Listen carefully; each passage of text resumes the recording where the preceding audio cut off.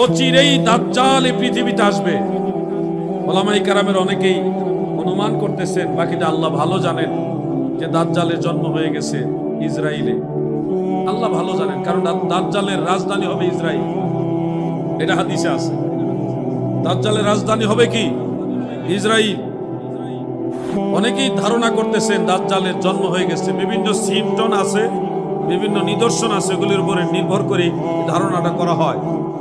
দাজ্জালের এক চোখ কানা থাকবে, দাজ্জালের চুল থাকবে কুকরানো চুল। কুকরানো বুঝেন? কোটা কোটা না? দাজ্জালের গায়ের রং থাকবে লাল টুকটুকে, আমেরিকার মানুষের মতো লাল টুকটুকে। তার চোখ হবে বিড়ালের চোখের মতো।